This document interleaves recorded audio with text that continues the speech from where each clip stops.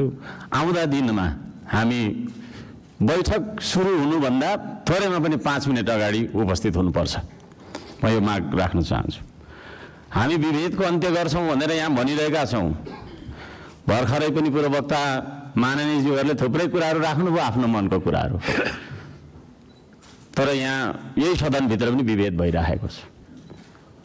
सत्ता पक्षले 30 मिनेट बोल्दा पनि हुने, 40 मिनेट बोल्दा पनि हुने, प्रतिपक्षले अलि सानोले हैन 3 मिनेटमा सकिहाल्नु पर्ने, 2 मिनेटमा सक्नुपर्ने। हामी पनि जनताले चुनेर पठाएका जनमत प्राप्त जनप्रतिनिधि हौं। त्यसो भएको कारणले गर्दाखेरि हामीले आफ्ना क्षेत्रका आवश्यकताहरू, आफ्ना तपाईको चाहिँ के रे मागहरू राख्नका लागि प्रशस्त समय दिनुपर्दछ। त्यो खालको सदन हामीले बनाएर हामीले त्यो खालको सदन अभ्यास गर्नुपर्दछ भन्ने माग राख्न चाहन्छु। म आफ्नो मनको कथा म यहाँ गाउन चाहन्न। अब मेरो आफ्नो मन्तव्य राख्नुभन्दा पनि सरकारले कसो गर्नुपर्ने हो त? हिजो इतिहासमा हामीले के गर्यौं, कसले के गर्यो, कुन नेताले के गर्यो, कतिको तपाईको हामीले संघर्ष गर्यौं, के गर्यौं भनेर न आवश्यक छ जस्तो मलाई लाग्दैन। हामी के गरिरहेका छौं आज र भोलि के गर्ने हो भन्ने तर्फ सरकारले आफ्नो नीति तथा कार्यक्रम बनाउँदाखेरि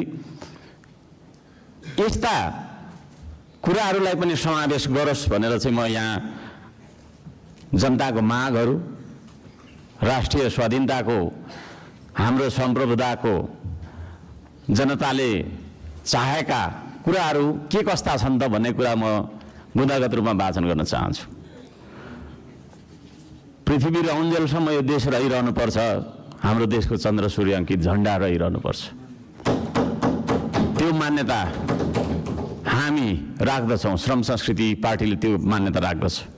त्यसो भएको कारणले गर्दाखेरि देशको स्वाधीनता, भू-राजनैतिक सन्तुलन र असंलग्न परराष्ट्र नीतिलाई बचाइराख्न सैन्य रणनीति उद्देश्यका साथ सुरु गरिएको असमान राष्ट्रघाती व्यापारिक सन्धि सम्झौता एमसीसीलाई खारेज गर्नुपर्दछ भनेर म माग गर्न चाहन्छु।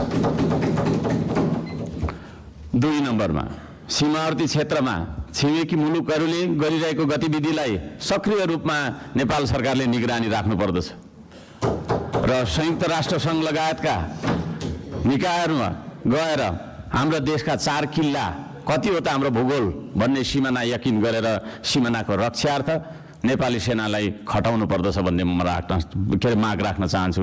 नेपाली जनताले यो माग राखेको कुरा म जानकारी गराउन चाहन्छु। जनताले सोझै चुन्न पाउने प्रत्यक्ष कार्यकारीको चुनाव गर्नेतर्फ सरकारको नीति तथा कार्यक्रम अगाडि बढोस्। यदि सरकारले 2/3 नजिकको सरकारले त्यो कुरा अगाडि सार्छ भने त्यसमा हामी सबैले सहयोग गर्नुपर्दछ।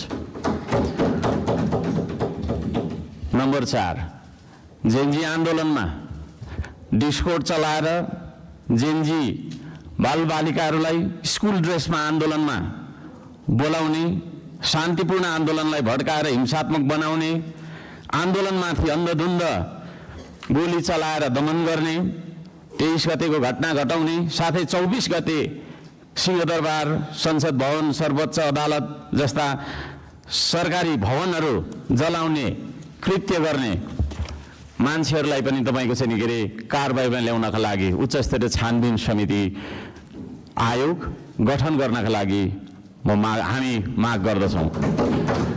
5 नम्बर सम्पत्ति छानबिन तथा शुद्धिकरण अभियान सुरु गर्नुपर्दछ। सबैभन्दा पहिला अहिले सरकारमा रहेका मन्त्री परिषदका सम्पूर्ण मन्त्रीहरू, सांसदहरू, हामी सबैजना सबैको तपाईको चाहिँ के रे हाम्रो सम्पत्ति छानबिन हुनुपर्दछ। हामीबाट सुरु गर्नुपर्दछ त्यो चिज। किनभने हामी नियम कानुन बनाउने भने हामीबाटै त्यो कुरा लागू भएर जानुपर्दछ। हामीले बनाएको नियम कानुनले अरूलाई मात्रै ठ्याङ्ग्रोमा कस्ने खालको व्यवहार हामीले गर्नु हुँदैन भन्ने माग राख्दछु। शिक्षालाई जीवनोपयोगी बनाउनु पर्दछ। उत्पादन, निर्माण र आविष्कारसँग जोड्नु पर्दछ शिक्षालाई। शिक्षा भन्ने बित्तिकै कथा पढ्ने विषयवस्तु होइन। त्यो भन्ने बित्तिकै उत्पादन, निर्माण र आविष्कारसँग जोडिनु पर्दछ भन्ने हाम्रो माग हो। त्यसतर्फ सरकारले ध्यान दियोस्। हप्तामा 3 दिन मात्रै थ्योरी पढ्दाखेरि हुन्छ, 4 दिन विद्यार्थीले उत्पादन निर्माण र आविष्कारसँग जोडेर क्रियाकलापहरू गर्न सक्नुपर्दछ। त्यो खालको जीवनोपयोगी शिक्षा लागू गरिनुपर्दछ भन्ने हामी माग राख्दछौँ। 7 नम्बरमा खेतीबारीको समस्या हल नगरी देशको आर्थिक समस्या हामीले सुल्झाउन सक्दैनौँ, आर्थिक उन्नति हुन सक्दैन। त्यसो भएको कारणले कृषिमा देखिएका समस्याहरू पहिचान गर्ने र समस्या हल गर्ने सबै खालका तपाईँको प्राविधिक उपायहरू अपनाउने काम गरिनुपर्दछ भन्ने ध्यान आकर्षण गराउन चाहन्छु। नम्बर 8मा कम्तीमा एक पालिकामा एउटा उद्योग हुनुपर्दछ, एक परिवारमा एकजना रोजगार हुनुपर्दछ। त्यो खालको नीति हामीले अपनाउनु पर्दछ। बन्द गरिएका उद्योगहरूलाई पुनः सञ्चालन गर्ने साथै नयाँ उद्योगहरूको स्थापना गर्ने नीति तथा कार्यक्रम सरकारले ल्याउनु पर्दछ भन्ने ध्यान आकर्षण गर्न चाहन्छु। 9 नम्बरमा जनताको सेवा सुविधा विकास र समृद्धिमा सार्वजनिक हितका लागि प्राकृतिक स्रोत साधन ढुङ्गा गिटी माटो खोला नाला खानी खनिज वन जङ्गल जस्ता स्रोत साधनका सदुपयोग गर्न पाउने गरी सहज किसिमको चाहिँ नियम कानुन बनाउनु पर्दछ। कहीँ कतै हामी हुन्छ म सक्छु अब र यी सम्पूर्ण स्रोत साधनलाई परिचालन गरेर चाहिँ हाम्रो देशलाई समृद्ध बनाउनतर्फ हामीले ध्यान दिनुपर्दछ भनेर भन्न चाहन्छु। म यहाँ शुभकामना मात्रै दिनुभन्दा सरकारको नीति तथा कार्यक्रमको कुन दिशामा जानुपर्दछ भन्ने एउटा सल्लाह सुझाव र प्रस्ताव प्रस्तुत गर्न चाहन्छु। प्राकृतिक संरक्षण गर्नुपर्दछ, संस्कृतिको प्रवर्धन गर्ने र प्रवृत्तिको विकास गर्ने नीति सरकारले लियोस्। सुशासनका निम्ति भ्रष्टाचार तपाईँको चाहिँ अन्त्य गर्ने निष्पक्ष मितव्ययी पारदर्शी जवाफदेही दूरदर्शी परिपक्व र दीर्घकालीन कामहरू गर्नेतर्फ सरकार अगाडि बढ्नुपर्दछ।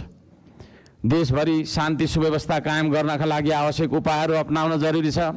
खाने पानी स्वास्थ्य शिक्षा सडक बिजुली बत्ती जस्ता आधारभूत आवश्यकताहरू परिपूर्ति गर्नतर्फ हाम्रो ध्यान जानुपर्दछ।